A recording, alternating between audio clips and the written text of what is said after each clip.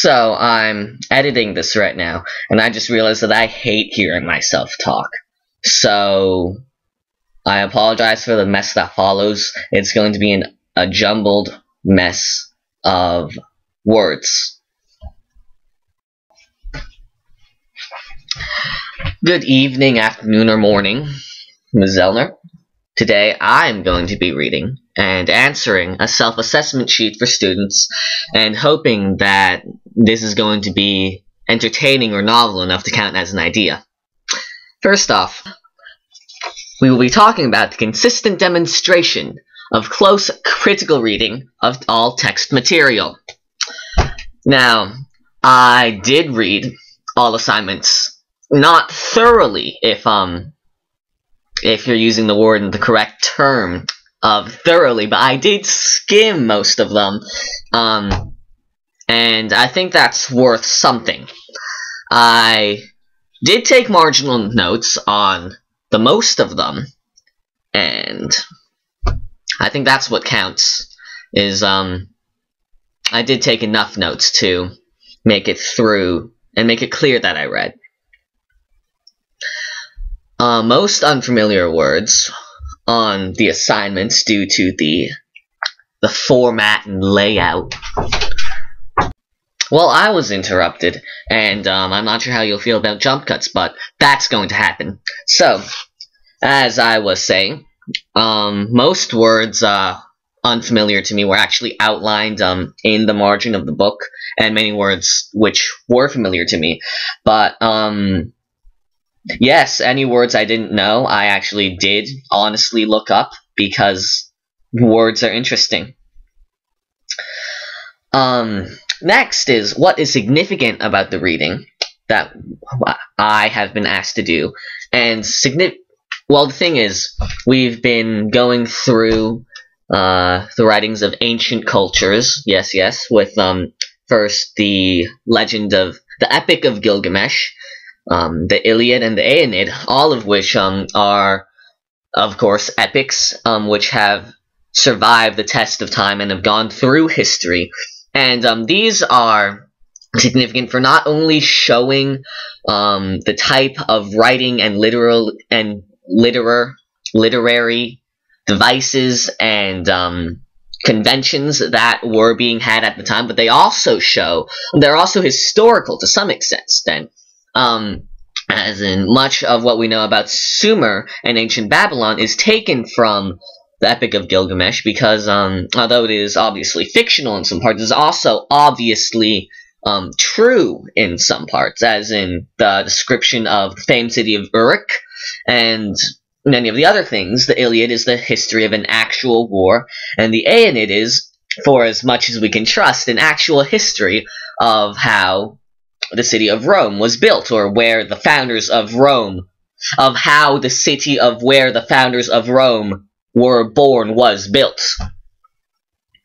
So they're all historical in some context, and they're all also ancient histories which teach us about the culture and how some things last pretty much forever. And on quizzes and assignments and assessments, I have done pretty well, I'd like to say. I have not failed anything, and my description of a failure is under a B, so that has not happened, and I'm quite happy with that. Secondly, the second bullet point, number 2, which does not line up with the rest of it, reads, demonstration of continuing development as a clear, skilled writer. Since my last self-assessment, I have not had one, so I'm just going to say I've written slews of things. I've written poems and dissertations on the phrase carpe diem, and I do a little bit of writing myself, just to get thoughts out.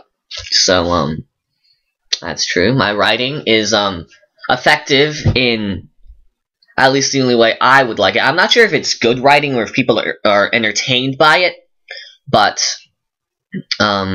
I crystallize my thoughts, and they come out clearer when I'm forced to write them down in ways other people might understand.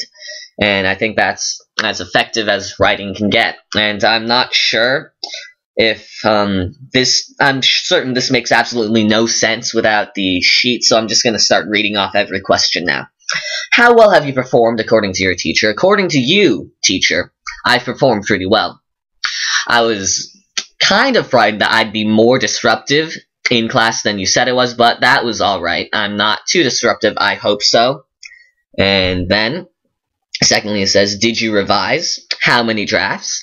I don't revise that well. I'm one of those perfectionists, one of those people who don't just write out things and then go back and change them. What I do is I cannot move past a sentence if I think it looks wrong or bad, and after that, after each paragraph break, I look back and see if those look wrong. So I'd say that the most I've done about 3 drafts. I did seek out an editor for this one. I searched out Lauren Palmer, who's the lovely lady who sits in front of me, and all editing shall be given credit to her. I did not edit for anyone, but not for lack of willingness, just no one, I guess no one wanted my opinion on the matter, so it's fine. That ends the second bullet point. The third reads, an active, positive, substantive participation in class discussions and cooperative activities, which includes being both a clear presenter of ideas and also an active listener. First, what kinds of scholarly contributions have you made in class? Can you provide examples from class? No, I cannot provide examples because I do not have a memory that good. Not at all. But I would like to think I gave at least some thought or scholarly contributions in class on maybe some things which have happened in the works we've read. Are your comments and questions relevant and specific? My comments and questions are specific, and although not immediately relevant, I like to think that they're entertaining at least, and that the majority of them are relevant. So, they're all deep thoughts. You just need to go a few levels to find a level of meaning in them. I listen very carefully to everyone in class, and I try to move off what they say. Do you engage in distracting or inattentive behaviors? Yes. Although I'm going to try and stop that, or at least bring it to a minimum. Or at least bring it to a minimum and only distract where it is. No, I'm just going to try and stop that. I'm just going to stop digging the hole right now.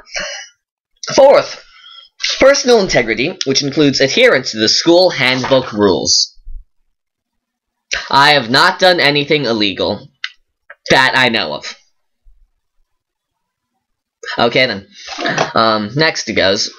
How do you regularly demonstrate that academic integrity and love of learning are important to you? I do not know how I would regularly demonstrate this, although I think maybe in many of my sermons and speeches to people, I might provide the thought that I find it important, but learning and institutes of such are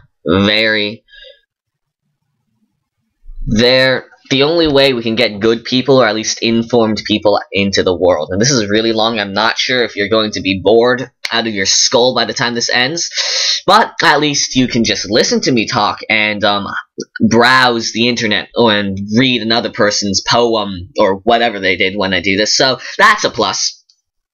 The fifth bullet point reads, strong work ethic. Have I missed or not completed any assignments for class? To my knowledge, I've done all the assignments. If not on time, I have done them and finished them, and that's gotta count for something. Have you sought out additional ideas / work / resources that would benefit you and the class? No.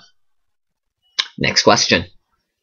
Careful, consistent, and timely preparation for class. Did you bring the correct book every day? Yes, I did.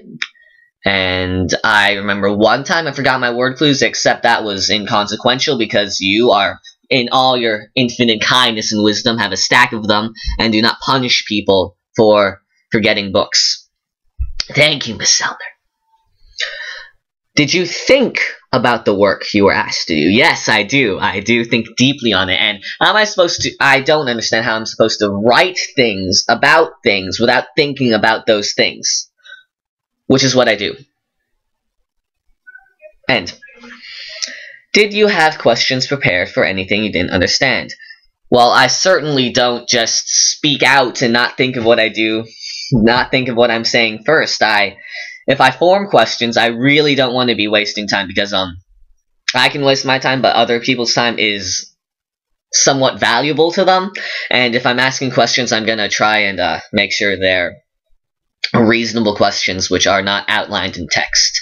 Although if I do those, and that's just because I'm too lazy to read the text, which I denied earlier, but I get around to it eventually.